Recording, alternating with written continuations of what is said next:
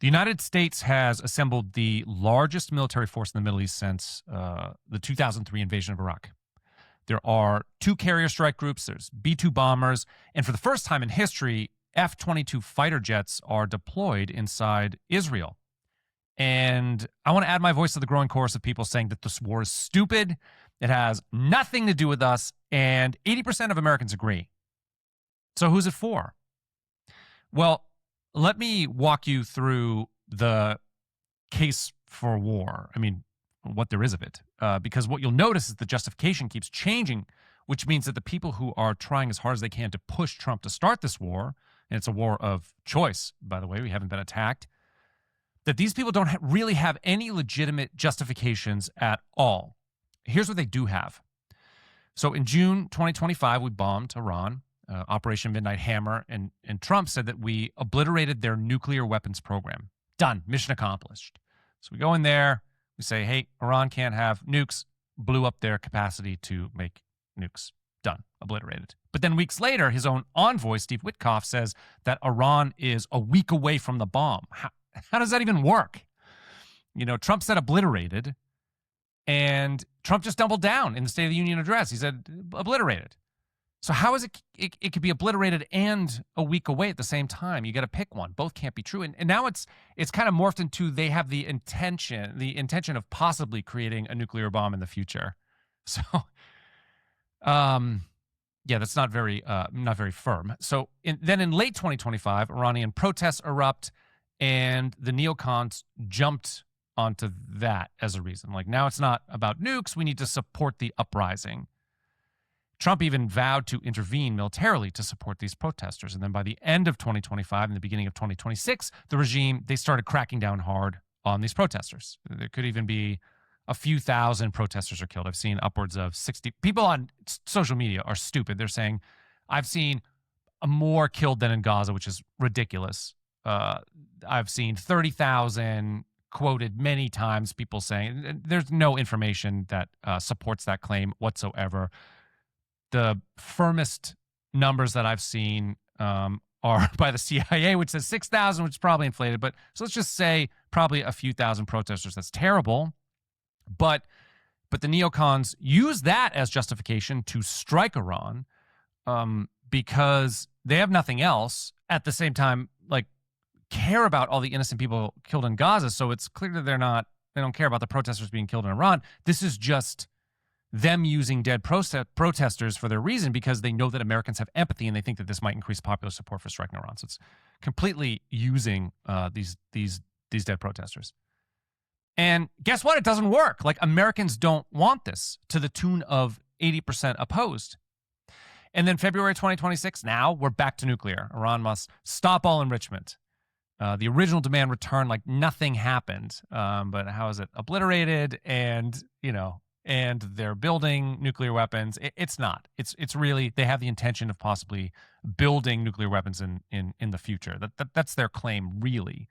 They don't have the capacity to enrich, so nothing else makes sense. So we got 5 justifications in 8 months. Nuclear, then not nuclear, then protesters and human rights, then nuclear again. The destination never changed, only the excuse for getting there. So as you can see, this is not a solid case for war. It's not even a flimsy case for war. It's non-existent. And those pushing for it are incoherent. It's this like sales pitch, but it's a sales pitch looking for a buyer. And among the American people, there are none to be found. Like I said, 80% of American people are opposed to this war. And so those are the justifications, and they keep shifting. They, of course, have no basis. But what about what this war would cost us? In any engagement, you obviously have to weigh the pros and the cons of the decision. And there are clearly no pros for America, so we could stop right there, case made. But because it looks like Trump's going to do it anyway, I mean, literally, I've seen 24, 48 hours from now, it's definitely coming to a head now.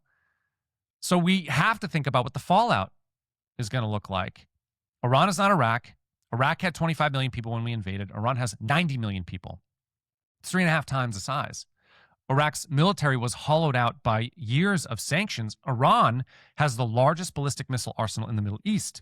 It's got a navy built specifically to shut down the Strait of Hormuz and a proxy network across at least 4 other countries.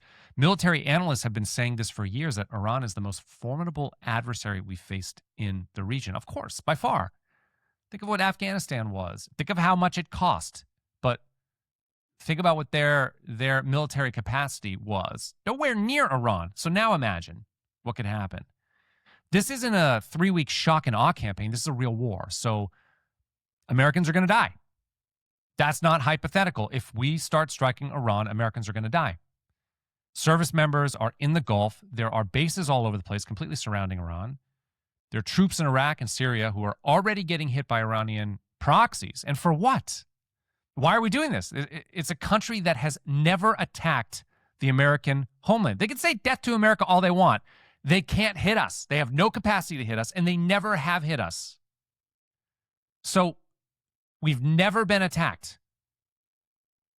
So for what? I ask again. Also, Iran controls the choke point for 20% of the world's oil supply. They don't need nukes to hurt us. They can hit oil infrastructure across the Gulf and crash the global economy overnight. Now, the United States is probably more insulated to, against that than, say, Europe or some other parts of the world. But it's still going to hit us. I mean, gas prices, grocery bills, 401k, like that's the cost of the first week. Why wouldn't they do that if we attacked them? Of course they would. We're $39 trillion in debt, and we can't afford the infrastructure and the roads we already have. Interest on the debt's over $1 trillion. And now we're going to finance another forever war in the Middle East? Like, with what money? And of course, idiots like Ben Shapiro and Mark Levin swear up and down that this wouldn't be a prolonged conflict. In and out. That's what they say. We're just in and out. How stupid do you think we are? You don't think that there's going to be any unintended consequences, any chaos, any blowback? Where have you been for the last 25 years? That's the question that nobody pushing this war will answer. They don't have a good answer for it. They just say, no, it won't. We're in and out. They're not asking what will happen after we strike. So say we take out the regime. Then what? We tried this in Iraq. We tried this in Libya. Both times, same result. Total chaos. Failed states. Power vacuums filled by extremists. Millions of refugees flooding into neighboring countries in Europe. We built a disaster. And for what? There's no benefit for America or its people. No benefit for us. My home. No benefit. And you want us to do it again? And then the final gift. Every bomb we drop creates the next generation of people who hate us. We learned this lesson in Iraq. We learned it in Afghanistan. 20 years, trillions of dollars later, we left both countries worse than what we found them. And we armed the Taliban. That's great.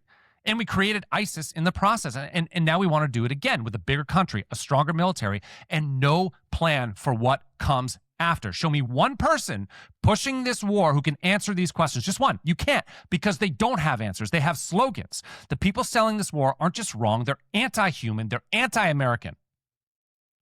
They're asking you to send your kids to die for a conflict that has nothing to do with your safety, your family, or your country. So who are these assholes selling it? Well, I already mentioned 2 of them. Ben Shapiro is demanding Trump bomb Iran, demanding it. And when people warned that thousands of Americans would die and we'd lose the war that follows, he mocked them. Mark Levin, dummy, blocked me on Twitter, can't handle me, of course, was physically at the White House lobbying for strikes. He's a media personality, both of them, in the White House lobbying for a foreign government's military agenda, not ours. It's nothing to do with us. Levin is actually telling Americans to defer their judgment to Netanyahu, a foreign leader, on whether American kids should go to war for Israel. And behind both of them, the Foundation for Defense of Democracies, which is a neoconservative think tank that has been, quote, instrumental in writing Trump's Iran policy and is driving the push for war. So none of these people will serve. None of them will send their kids. They're selling a war for someone else's country from behind a microphone. And here's what really scares me. The 2 carrier strike groups in the Gulf with F-22 stationed inside Israel for the first time ever, B-2 stealth bombers in position. Reuters is reporting that weeks-long operations are being planned. Strike windows are being discussed for right now. You don't point a gun that you're not prepared to shoot. You don't assemble the largest military force in Iraq and say, never mind. The buildup itself becomes the justification. It becomes the push. Because, we can't back down. We'd look too weak. But this isn't posturing anymore. This is a countdown. And to make matters worse, we don't have the ammunition to sustain a long conflict. And then, God forbid, something else happen where we need to defend our homeland. We won't have the arsenal to do it. What I see is that the neocons never left Washington. They just put on MAGA hats. What was once never Trumpers are now MAGA cultists. 5 justifications for war in 8 months. Not one survives a basic question. Every Gulf ally saying, don't do it. 80% of Americans saying, don't do it. 39 trillion in debt. No plan for what comes after. And a track record of absolute catastrophe every single time we've done this. And the only people cheering are behind a microphone or behind a desk in Tel Aviv. The people pushing for this war to happen are not on your side. They're not on America's side. Show me one good argument, just one.